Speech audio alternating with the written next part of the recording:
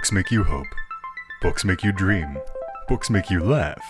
Books make you scream.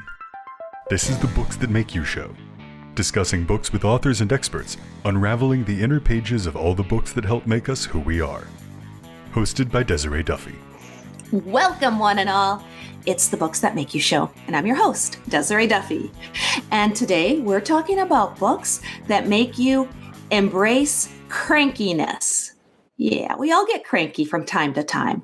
And there's a lot of books out there that are telling us not to be cranky, telling us to practice mindfulness and meditation, self-help books that imply that there's something wrong with us if we can't cope with the world, making us feel inferior and even more cranky. Well, what if we told you that being cranky was okay?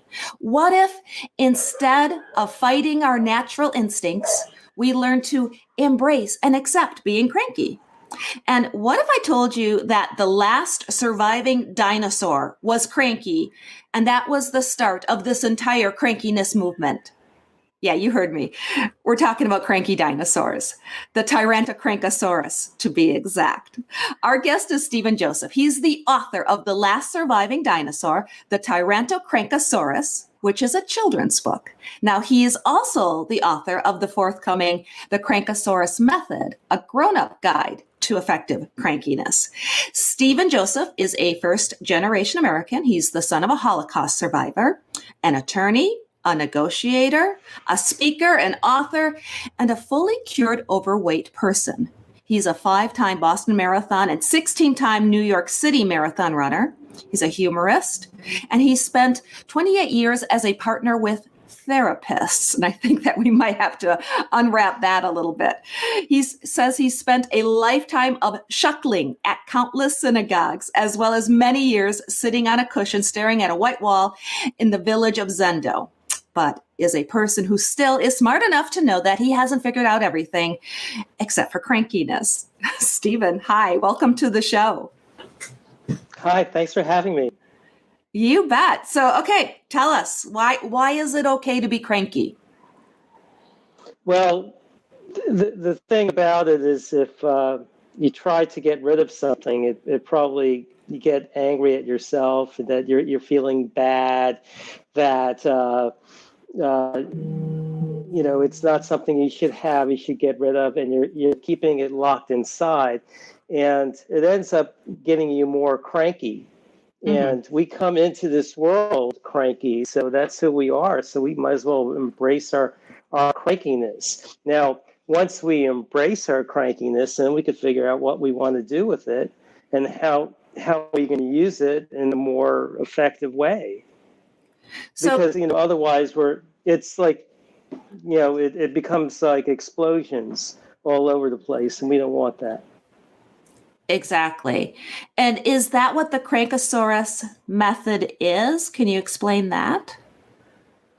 Well, the Crankatsuris method, how this, I wasn't even planning to write a book, a kid's book or a grown-up book, but how the Crankatsuris method started, I was with my girlfriend, therapist in Rome on vacation at some Airbnb place, and it was in August, and it was hot, and the electricity went out in this apartment, and everything was going wrong, and she had like this meltdown. So the thing what happened, nothing was calming her down, and she's about like 100 pounds. You could throw her across the room, and it finally came out of my mouth that she was becoming a TyrantoCrankaTsuris, and that's probably how all the bigger dinosaurs died. There's this little tiny dinosaur who kept cranking out her tsuris, and tsuris is like the Yiddish word for biggest problems. Oh, such problems! No one has these problems, and then all the basically all the big dinosaurs disappeared. So that kind of got her chuckling, and we started developing this Crankatsuris thing between us. That like all of a sudden it's like, oh, I have this Crankatsuris coming, and it was like a warning system that we created, and or sometimes even like I couldn't put on the brakes. I said, well, it was a Crankatsuris. So instead of coming out of here, I made it like this kind of physical thing that's in here. There's no real noun for, crankiness. You could say it's a noun, but really it's describing a feeling. By calling it a Crankatsuris, you're making it almost like it's a noun. I have a Crankatsuris in me. I have this physical thing. And the thing about crankiness, like I have a chapter, the Crankatsuris doctor, in my upcoming book. And then I talk about the common cold, and I say it's a common cold because maybe one or two a year. You have a common crankiness or common Crankatsuris, which I would call it. You can have like 3-4 a day or more. Some people have more than that. So since it's so common, you have to be able to diagnose it and take care of it in a more helpful way. Exactly. And I do really want to dig into, I've got my copy of The Last Surviving Dinosaur. This is the children's book, which is out now. So we'll get into this in a little bit. Tell me how it is. How can somebody actually understand and explore and confront their actual inner crankiness? Because that's the core of what the method is, right? It's really finding it and accepting it in yourself. Well, yes, it's finding it and knowing, once you start seeing it and making, depositing it somewhere in, just like I always say in my chest, I feel like it's like I have something in my throat, So once you do this and you get that practice, you almost like monitor it. So for example, I know when I might feel depleted and tired. And it's usually like a certain time of the day, and my partner might be doing something, and I'm feeling irritable.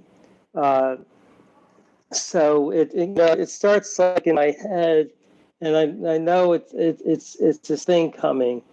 So it's almost like a stop sign. It's like, okay, let me like slow it down. And just put it somewhere else where I could say, okay, what do I do with it? And or acknowledge this is what I have, or go to a place where it's like if I need to go to my room, or even just say I have a Crankatsuris and say what it's about, what I'm feeling. So the thing is, I make it about me. It's not about that person. Like if I'm really upset at you, and it's because it's a Crankatsuris, it's my Crankatsuris. I am owning it. It's what I'm feeling. It's you kind of annoyed me.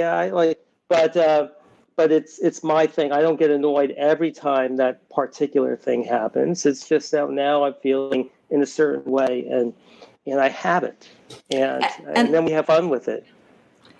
That's key too, because that ties it all together with the fact that a lot of times we're dealing with this with our partners, our significant others, or our kids, or coworkers, people that we have relationships with. And I think it's interesting too that you're saying that the Crankatsurisness, if that's a word, is within us.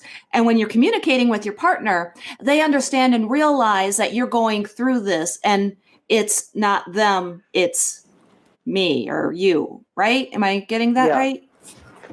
Yeah, that's right. And it gives them permission to have their own Crankatsuris, or my partner have a Crankatsuris. So, and just let me give you an example. Like there might be something my partner does that I, like 9 out of 10 times, I don't have a reaction to, or maybe like 5 times I have no reaction. 3 times it's a little irritable. No. One time might be amusing, and then the 10th time, because I'm having a bad day, I'm grumpy about other things. Let's say I explode. Now the partner does. Where's this coming from? And not only, and I'm making it about my partner. Like, why did you blah blah blah? This is annoying, and I'm making it about my partner, and then my partner's thinking, now I don't trust this guy because the other 9 times he was perfectly fine. He never said anything about it. And all of a sudden, the 10th time, there's this explosion, and I can't trust anything else he's doing. And what a jerk he is for even bringing. Now he brings this up. So I'm putting everything on my partner, and now she can't trust me, and now she's questioning, why am I doing this? And then she has to give out her Crankatsuris or explosion, and it's a back and forth.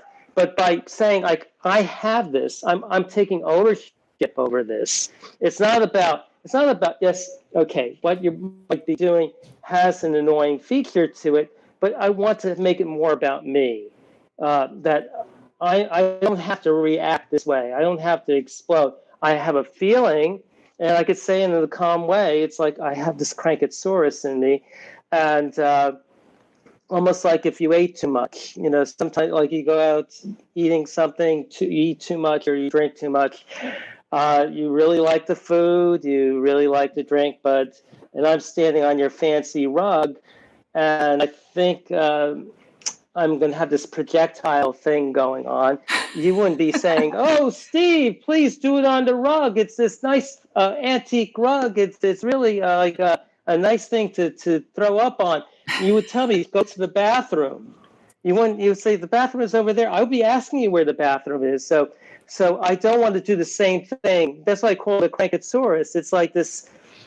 It almost is like, a vomit, with something coming out, because coming out of your mouth just the same way, and it could be hurtful, and we really don't intend to hurt people like that. Right. And I think that's the key too. And when you're talking about dealing with partners, that between the two of you or any two people, it could actually help make the bond between you stronger if you're acknowledging this, right? Yes. If I'm taking ownership, it's about me. I'm having this reaction. It's about me. It's not about you. And I'm not doing it in this angry, nasty, attacking, abusive sort of way. I'm just saying I'm having this thing. I'm having this Crankatsuris. Right. And it might be about some other things. It's not even just because like I was on the train and it was crowded and it was delayed and I had a bad day at work and I have stuff to deal with, and I have this other issue. Now this one thing is that the stick that broke the camel's back, and so I'm taking it all out on you, and I don't want to do that. I'm just saying I have this thing. And it's interesting too. A lot of times when you see older couples, let's face it, sometimes as we get older, we get crankier, but sometimes there's this amazing dynamic that we've all seen in older couples where one is being cranky and the other one is just bopping along. And it's okay because they've learned as a couple over the years to do exactly this. They're probably embracing each other's and their own crankiness, and they know that it's okay. And that just becomes part of how they are and how they deal with each other. Yeah, exactly. I guess the way you're talking, it's the way I have my relationship now. I guess I'm an old couple. Thank you. Oh, I didn't mean it that way. But one of the things that you said is that you've had relationships with not one therapist, but many therapists. So are you bringing in a little bit of that perspective as well to the Crankatsuris method? Yeah, well, I was married 20 years to a therapist. And right after that, I've been with a therapist now going on 8 years. And if this didn't work out, I make sure I never see a therapist ever again. And yeah.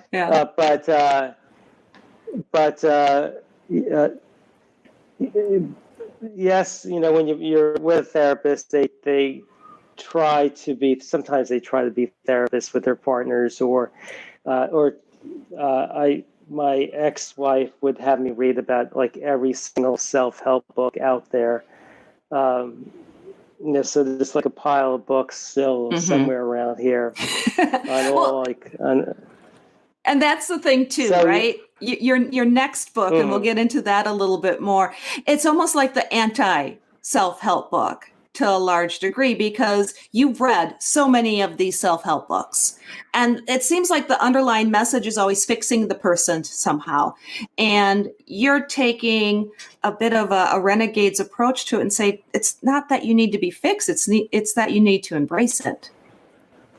Yeah, it takes a look at looking at different things and trying to be as very humorous as possible. It's if I couldn't write something that made you chuckle a bit, I wouldn't write it. And I've thought about different topics. No, I can't make that funny.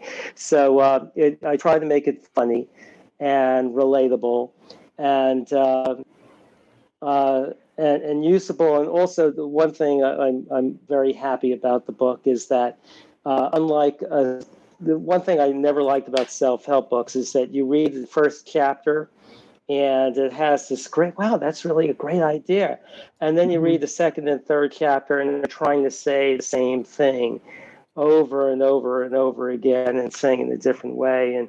And this is every chapter is different from, each one is a standalone, but it kind of adds to the Crankatsuris. So, I love that. I'll have one chapter is just on potato pancakes or latkes, the Jewish house, and how to make the best potato latkes, and another chapter is a story about embracing normals, like I have the Crankatsuris diet. And it's a story about how I lost 85 pounds in about 5.5 months. And I wasn't planning on it. I just, diet is where you change, you go to abnormal and you're doing something for a small time and you're going back to what you're doing. And then you gain all the weight. I talk about changing your normals and finding old friend normals to healthy normals and maybe finding new friends that you can do and healthy normals that way. So right now you're talking about your forthcoming book. So why don't we, and you have all of these different chapters, and I love the way you have that set up. So why don't you set the stage for everybody and let's explain. So this is the children's book and this is out now. And because you wrote this book for children, you then decided to have the adult version. So why don't you just kind of set that stage a little bit for everybody? Well, I wrote the children's. I wasn't planning on writing a children's book, and because I run and I go out running a lot, and like this story with the dinosaurs came into my head, and I just wrote the story about the dinosaurs. And the interesting thing, how it came out, it talks about my own family, and and it was funny when you're writing a book. How it came out, it actually would seem like I thought about it, but I had it just flew into my head or flew onto the paper. But I'm writing about 3 old ladies, essentially, that have problems with their feet, various different problems with their feet. And then the 3 male relatives on the other side of the room, they have problems with their head. And then there's 3 nasty dinosaurs who like talking about their teeth. So there's kind of parallels. And then the TyrantoCrankaTsuris combines all of her problems, which has feet. She has the feet problems and the head problems all combined in one, and she doesn't stop. She keeps going on and on and on. Is that the feet until yes, the feet problems. Yeah. So really, this is an adorable book for kids, but I think the point is that adults will appreciate the humor within it as well. And the kind of exciting, very organic evolution that came from doing this book is that you're now making an adult version. And within that, you've got different chapters that can help people in different ways as well. And you mentioned running and you mentioned losing weight. And I know that you're a marathon runner. How does that chapter and how does that journey that you took doing that relate to the Crankiness method? Well, I mean, everything, what makes people cranky. It's just, so if I look at just that chapter, and I look at that part of my life, it was like a sad country song where I lost my girl, my job, and my car in a week, just, and I just wasn't feeling good about myself. And I decided to change normals. Just was that what I was going to. I gave up pastrami, chopped liver, triple decker sandwiches. Which was hard to do at the time. Yeah, it's hard to do anytime. That sounds really good right now. That and the potato pancakes, you got me hungry now. Yeah, the potato pancakes, and I would put sour cream and I had Campbell's French onion soup, and I would melt the cheese on top of it. And I would go out to potato chips and beer nuts and all that. I was living in Pittsburgh, and football is big over there, and you could spend a whole Sunday just putting your mindless eating and just putting empty calories in your mouth all day. And so it's just like thinking about one thing after another, and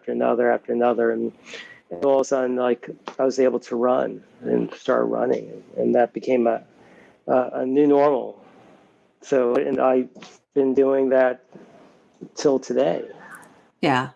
Well, and I think that's the core of it too, is a lot of times people get into a rut, they get cranky, they get whatever the thing is. And sometimes a lifestyle shift, whether it's running, whether it's a healthy diet, whether it's starting a new hobby, there's a catalyst that can kind of help break us out of that. And that's one of the things that I think is really interesting about your writing, your approach, and the Crankiness Method, is because you're looking at it as a way for people to, it's like a self-help book, but again, it's very simple, and it all boils back down to embracing it and basically working through it with your partner. I think too that nowadays, and I mean during the days of social distancing and being in lockdown and protests that seem to be erupting, there's just a lot of tension in the air between our family members and our coworkers, our friends and family. Suddenly we see, fights between friends and families that we've never even seen before. So do you want to talk a little bit about, just in a pragmatic way, with everything that's going on in the world, what are some things that people can do when they start getting cranky in today's tumultuous world, so to speak? Well, I think, again, it's really starts with embracing it and almost like, if you're in the family and people are getting on each other's nerves, and you're seeing the same people, I talk about making it into a game, having a little time. I talk about the Crankosaurus doctor chapter. I talk about there's self-diagnosis, but just as a family members helping each other. So you, like, again, if you're having, if I'm see a family member saying, "Oh, you have a Crankatsuris," it's not telling the person they are bad, that they shouldn't have something, or why are you doing, it's really giving people space and permission. And if I'm seeing that you have a Crankatsuris, oh, I have compassion. I feel, like you need something, and what can I do to give what you need? Or you see that I'm a little cranky, and so we're not attacking each other. It's like, well, this is what you have, and even you might even be annoyed at me, and I'm I'm understanding that, so I talk about, this is for my negotiation skills. I have a chapter, Crankatsuris Madness, where I have lawyers trying to, and again, I would actually give a seminar, and the seminar is, I am mad, like your partner saying, I am mad at you for whatever you did, and you have to negotiate out of that madness and the madness. Make that person not mad at you, and I said the only strategies you're allowed to use are strategies. This is a group of defense lawyers. You have to raise the defenses that you would raise as a lawyer, and so it's like you have a counterclaim. You're mad at me. I'm mad at you. I'm making a counterclaim, or you say I messed up, you messed up too. It's like contributory negligence. So there's all these different assumption of the risk. I mean, all these different defenses does not make the other person not mad. It just makes people feel they're not being heard. And the whole thing about a Crankatsuris, you have a Crankatsuris, you might need to be heard. You might need just some space. You might need some. I understand that because I too have Crankatsuris. It's the common Crankatsuris. What can I do to help you? So that's why it's really important in this time that we're on top of each other with quarantining and social distancing. Yeah. Well, and it boils down to listening, because that's the thing. Right now, there are so many voices shouting over each other, trying to be heard. And again, pulling it back to you and your message is if you're listening to them, that's half the battle right there. Because when people don't feel that they're being heard, that's kind of the crux of so many issues right now, and why people are angry and mad and cranky. So if you listen, you might not agree. They might be totally wackadoodle or in the wrong. But if they feel like they're being heard, then it feels like that anger, that frustration, that crankiness can actually start to be resolved, right? Well, the more you listen, the less you listen, the louder the decibel point goes higher and higher and higher. You're not hearing me. Yeah. I talk louder. You're still not hearing me. I talk louder. You're still not hearing me. Then I explode. Yeah. Or then people get violent because I'm not being heard. What do I have to do to get your attention? What do I have to do to get your attention? And even with now they're saying it's been 400 years and we haven't gotten your attention. Now we want your attention. Yeah. And that's what it's all about. It's about listening. Yeah. So again, right now, the children's book, The Last Surviving Dinosaur, is on the market. And this is a delightful read for kids, something great to buy for the kids, a good summer book for the kids too this summer. And especially if you're working with them on school projects and stuff like that, if they're inside, I think this is just delightful for parents, grandparents, aunts, uncles to get for the kids and read it with them. And I have a feeling the adults will get a kick out of it as well. And then the next book, your forthcoming book, the adult version, the Crankatsuris Method, a grown-up guide to effective crankiness. That's not yet out, but people, if they want, they can maybe find you online on social media. Where can people find you so that they get updates when the next book is out? Well, if they want even a preview of the next book, everything is on the lastsurvivingdinosaur.com. That is my website that promotes The Last Surviving Dinosaur, obviously. But it also has my blog, and there's 30-something different. Actually, it has formed into the book that's coming out. So if anybody wants to get a preview, they go into the blog space, and it has everything in there from the Crankatsuris doctor, the Crankatsuris lawyer, the Crankatsuris kryptonite, Crankatsuris in paradise. Driver's ed Crankatsuris is the one I wrote just the other day. So it just goes on and on in different places, and there's stories, and it's actually quite funny. Stephen, you are a magnificent storyteller. And yes, I've been poking around in your blog, and it's a riot. You bring such a unique perspective to it. You're dry, you're humorous, but you're blunt and you're real. And I think that's a great combination, not only for a writer, but for somebody like yourself who's doing all of these things. You're a lawyer, you're a humorist, you're a runner. You're quite an amazing human being, quite frankly. Oh, thank you. Thank you. You bet. And thank you for joining us today. This was a lot of fun. We'll have you back again when the second book comes out, okay? That sounds great. Thank you. All right, you bet. Once again, everybody, that was Stephen Joseph. He is the author of The Last Surviving Dinosaur, the TyrantoCrankaTsuris, which is a children's book, and then of the forthcoming, the Crankatsuris Method, which is the Grownup Guide to Effective Crankiness, which is coming out soon. Thank you, everyone, for joining us here, and you can find out more about us. And I think Stephen might have a post or two on our website. That's booksthatmakeyou.com. And you can also follow us. We're on Facebook and on Instagram. Sign up for our newsletter because we're always giving away bookish goodies. We have contests and prizes and fun things that we're always up to.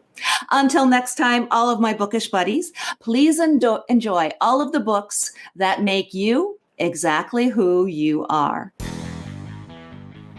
The executive producer for Books That Make You is Desiree Duffy. Produced and sound mastered by Phil Giangrande. Engineering by Dave Nabox. Social media and promotion by Bree Sweeter. For more, visit booksthatmakeyou.com.